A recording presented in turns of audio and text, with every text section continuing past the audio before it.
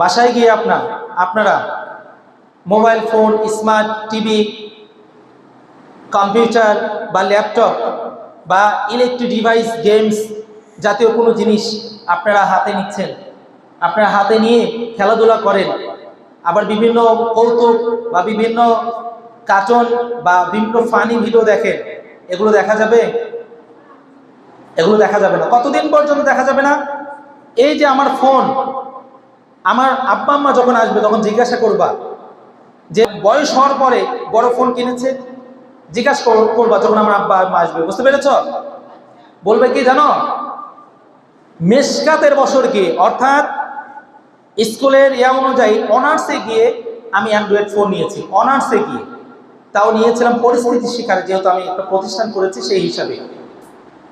এই অনার্স পর্যন্ত এদিকে মক্তব পড়েছি, নাজরা পড়েছি, হেফজ কমপ্লিট করেছি। এরপরে উর্দু, ফার্সি, মিজান, নাহবে, মির, হেদায়েতুন নাহু, কাফিয়া, শরে জামি, শরে বেকায়া, হেদায়া, মিশকাত পর্যন্ত এই মিশকাতের বছরের শেষে গিয়ে আমি ফোন কিনেছি, তাও পরিস্থিতি শিকারে।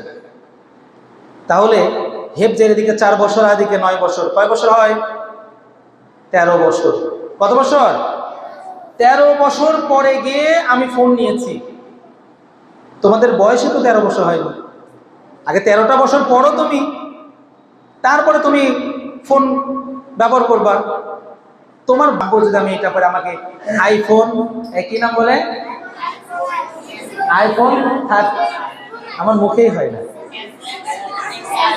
দেখো, অথচ আমি ফোনের নাম এখনো বলতে পারি না,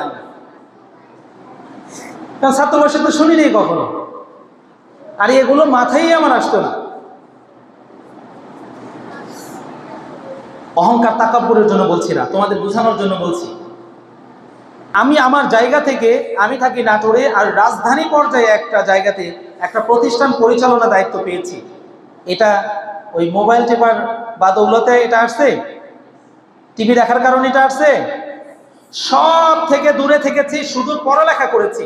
পড়ালেখা করার পরে আল্লাহ রাব্বুল আলামিন যখন দেখেছেন যে এই বান্দা কত কষ্ট করে পড়ালেখা করেছে এবং সব কিছুর ডিসিপ্লিন মেনটেন করে আজকে সে একটা ভালো পর্যায়ে আছে, একে ভিন্ন ভিন্ন জায়গাতে নাম দিয়ে দাও, আল্লাহ পাক সম্মান দিয়ে দিচ্ছে। ওয়াতুইজ্জু মান তাশা ওয়া তুযিল্লু মান তাশা ওয়া বিয়াদিকাল খায়র ইন্নাকা আলা কুল্লি শাইইন কাদির। এই ইজ্জত জিল্লত এটা আল্লাহ থেকেই আসে নিঃসন্দেহে, তবে বিভিন্ন বিষয়, বিভিন্ন সিস্টেম মেনটেন করার পরেই ইজ্জত জিল্লত আসে।